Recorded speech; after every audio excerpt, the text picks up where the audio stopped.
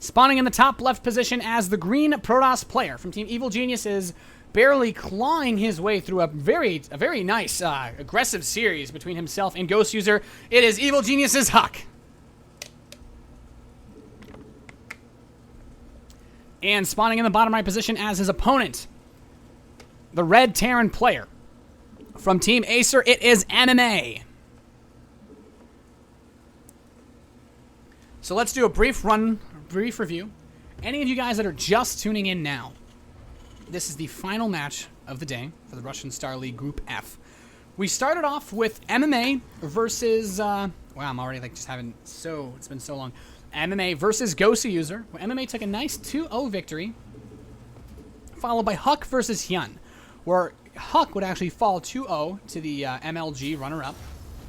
Then we saw MMA versus HuK, where it was a pretty close series, but HuK's aggressive style just worked too well, and MMA fell to this match on a 1-2 map score.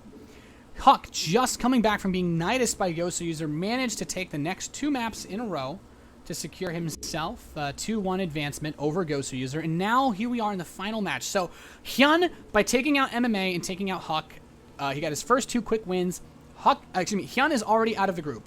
HuK will be playing in the Russian Starleague playoffs, which begin on Monday. MMA and HuK are playing for the final spot. This is the last group. Nobody else is getting into the playoffs except for one of these 2 guys right now. And here we see MMA opening up pretty ballsily with a command center first. Not something we see very much on smaller maps like Akilon Wastes versus Protoss players, but he's feeling confident. You know, he did lose to HuK 1-2, but he played a fantastic series. HuK, on the other hand, I mean, he's gone for some aggressive plays himself. Didn't work terribly well versus HuK, as we obviously saw. But you know, he did play a couple really strong late game matches. I think we had a really nice game between HuK and HuK on Akilon Wastes. We also had a really good game between Ghost User and HuK, the one that actually just ended, I think, on Whirlwind. So double gas mining. So HuK is just doing his normal thing. And if you guys are a little bit more curious about the Russian Starleague playoffs, of course, big thanks to our sponsors, SC2 TV RU and Ritmix, the guys that put out this awesome prize pool that we have. It's prize pool for this tournament is actually like $9,000. First place gets $4,000. Second place $2,000. Third place $1,000, and so on.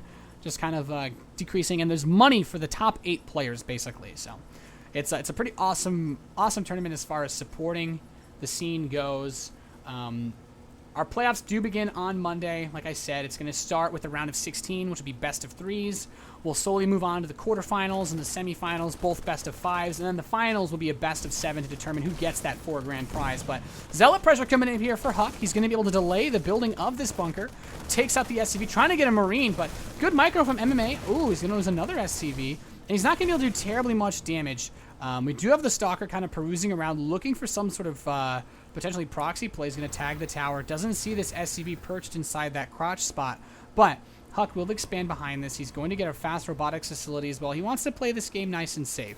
He didn't go for anything like a probe scout, so he actually doesn't know that MMA went command center first. And out of MMA, we're seeing him go for 1 gas geyser off of these 2 barracks. I like this. This is interesting. This is a very interesting setup from MMA. In fact, he was already building a bunker on the high ground in case he was going to get hit with a very fast Mothership Core Stalker rush.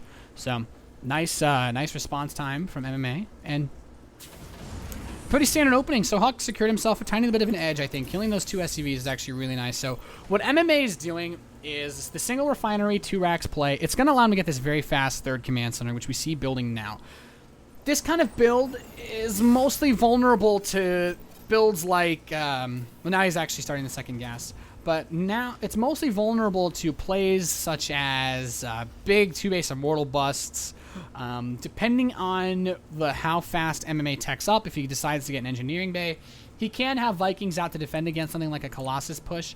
But HuK's kind of playing a more defensive style anyway. He's getting out observers. He wants to be able to scout. He's adding on a forge. He only has 2 gateways. He's not doing anything ridiculous. In fact, only having 2 gateways could lead to HuK trying to do something like getting up a very fast 2nd forge. Oh, there we go. 2nd forge is on the way for HuK. or potentially a fast third base. So HuK is just kind of doing his thing. He has a proxy pylon out there, so he could go for some harass if that opportunity does open up to him.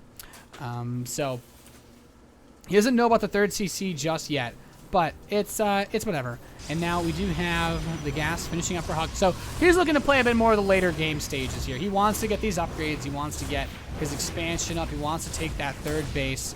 And now the Stalker's just kind of moving around. And he's just perusing the battlefield, just looking for anything that he can. This Marine's on the high ground, just kind of overlooking this walking path. But, oh, man, this patrolman is about to have a very, very sad day. Ooh, does he see the pylon? He knows. Okay, so he does see that pylon. And there's still not really that much potential for gateway pressure since there are only 2 of them. We do see an Immortal coming out. I don't think this is an incredibly aggressive Immortal. This is more of a defensive play since he's quite limited on the number of gateways that he has. So it's a pretty smart play. We should see the Twilight Council come in. And HuK looks like he's probably going to go for Storms with how fast the Stubble Forge has come in. So he has a lot of gas. He's going to start banking it up quite a bit. I feel like we should see that Twilight Council somewhat soon. He would have already gotten a Robotics Bay if he was going for a fast Colossus. This Observer sees the setup. MMA spotting this pylon. You know, he hasn't actually scouted anything this whole game long. And HuK is actually in a really nice position because what he's done is he's actually forced MMA into building 3 bunkers. He has this Widow Mine defensively. He burns the scan. The Observer knows about the 3rd command center.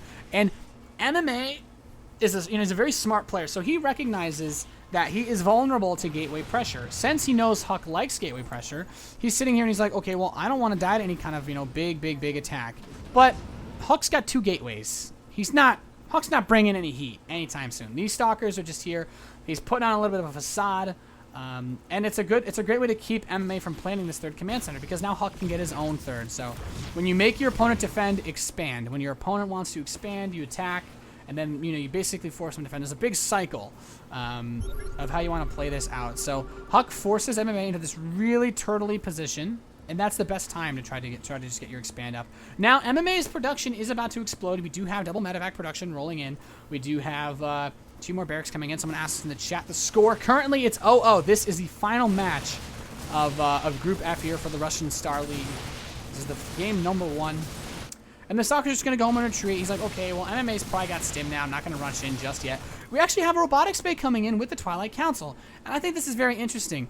The fact that he's going for the Robotics Bay so late when he could just try to get Templar means that he is worried about dealing with these units, and I don't think he's going to get I don't know if he gets it this late. Maybe he will get Thermal Lance, but at least 1 Colossus to defend is nice.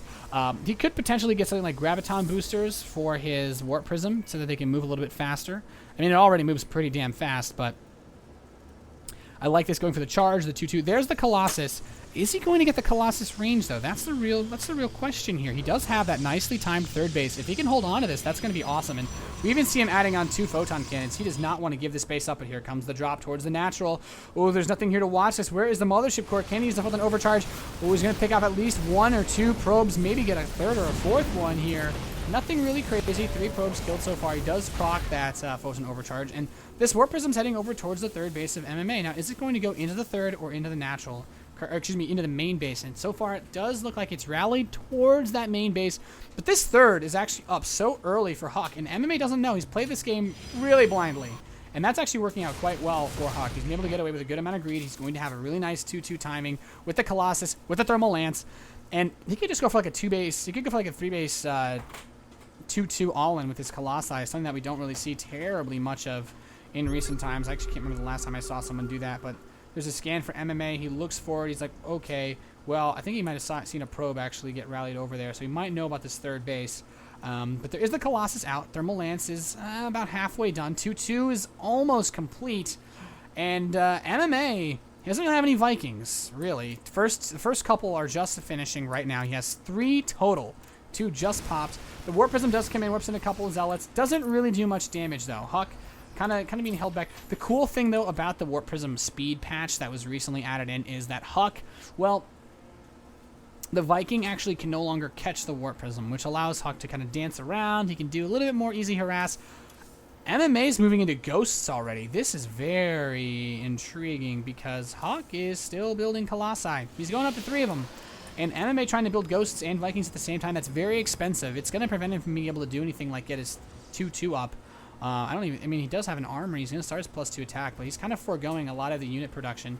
We can kind of see all he's building are the Ghosts and Vikings. They're very expensive to produce, both of them at the same time. And he is going to add on some additional barracks. So I guess what he wants to do, get out the tech units immediately. Just get out all the Ghosts and Vikings that he's going to need all game. Be cost effective with them. And then move into bio production. This way, he's kind of safe against any kind of tech switches. Since he knows, well, if you've got Colossi and these upgrades, and you're probably going to have Storm transition coming somewhat soon. But in all honesty, there's actually not a Templar Archives. I won't say that going for the Ghosts at this early is bad. I'll just say he just needs to make sure he keeps making Vikings, because the Colossus production is not stopped, and there's no Templar on the field. EMP, of course, is good versus everything.